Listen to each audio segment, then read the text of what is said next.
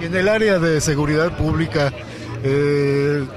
guardamos con cierto recelo la postura, la oferta política del licenciado Enrique Peña Nieto en relación a continuar con la misma política que ha seguido el presidente Felipe Calderón en su guerra contra el narco. ¿Usted qué opina? ¿Debe de continuar este derramamiento de sangre? Yo creo y coincido con lo que él ha dicho y lo ha manejado en sus debates y en sus manifestaciones, en sus documentos públicos.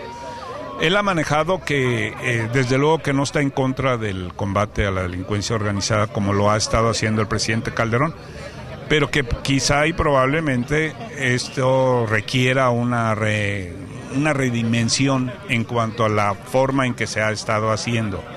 Y ha presentado algunas propuestas que él considera que va a valorar y lo va a hacer, como es el buscar la fuente de financiamiento del recurso, buscar fortalecer las acciones de inteligencia, fortalecer las acciones de coordinación con las dependencias tanto en Sudamérica como Centroamérica y sobre todo en Norteamérica, de cómo intercambiar información con base en los tratados que se tienen suscritos con esos países para el combate a la delincuencia organizada.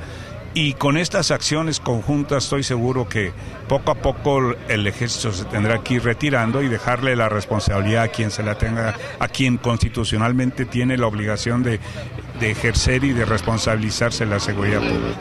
Sí, es decir, repentinamente se utilizaron a las Fuerzas Armadas y a las corporaciones policiales que combaten al crimen organizado, pues prácticamente se les autorizó a matar. Se enfrentaban con los grupos, o sea, no se hacían operativos de inteligencia para detener, sino llegaban directamente a matar. Y eso constitucionalmente pues está penalizado.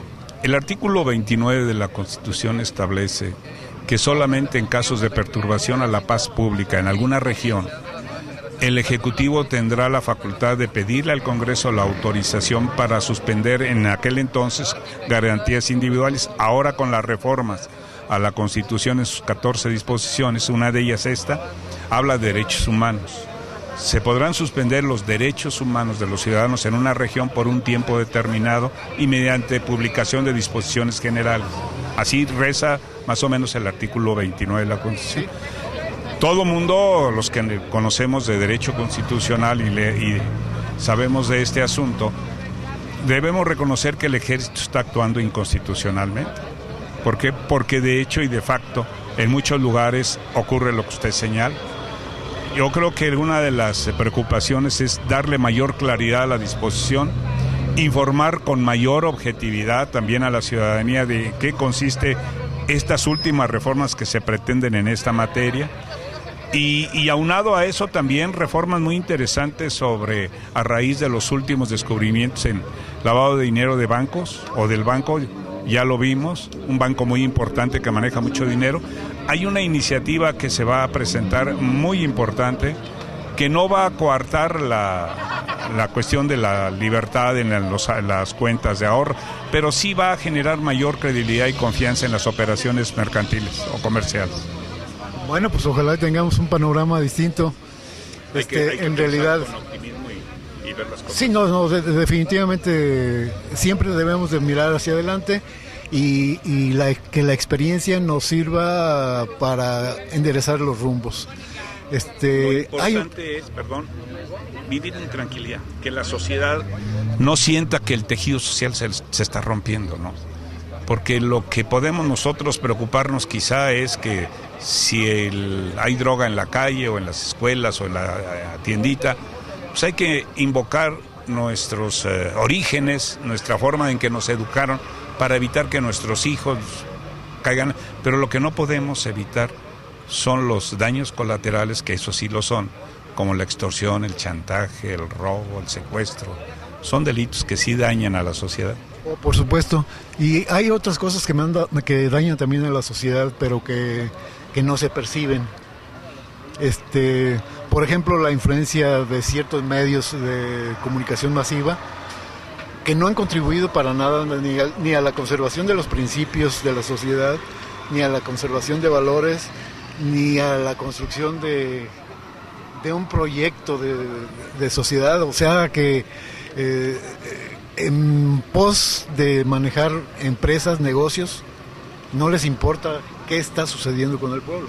Un elemento importantísimo y un factor determinante para poder colaborar, coadyuvar en la responsabilidad del gobierno federal y de todos los niveles, estatal y municipal, son los medios de comunicación. Si los medios de comunicación, con todo respeto lo digo, insisten en hacer de la información una apología de cada uno de los delitos que se están persiguiendo, en lugar de colaborar, yo creo que es una acción que se les revierte inclusive a los propios medios. Tenemos que establecer una responsabilidad clara, objetiva, de que los medios de comunicación son factor importantísimo. Sé que corren riesgos y que deberán tener las garantías que se establecen ya en el último decreto que aprobó Calderón y que está publicado. Y a mí me parece excelente, pero sobre todo, ¿saben cuál es el punto más importante de esta modalidad que acaba de dar a conocer el presidente de la República? Que el órgano supervisor de que se cumpla esta ley, que está muy bien, es un órgano social, externo, conformado por ciudadanos que le van a dar seguimiento a la actuación tanto de la autoridad para proteger a los medios, pero también de los medios para que coadyuven a abatir los delitos. Yo creo que muchos, definitivamente, no nada más los chiquitos, sino los grandotes, todos hemos contribuido a esta marasma que hemos estado viviendo.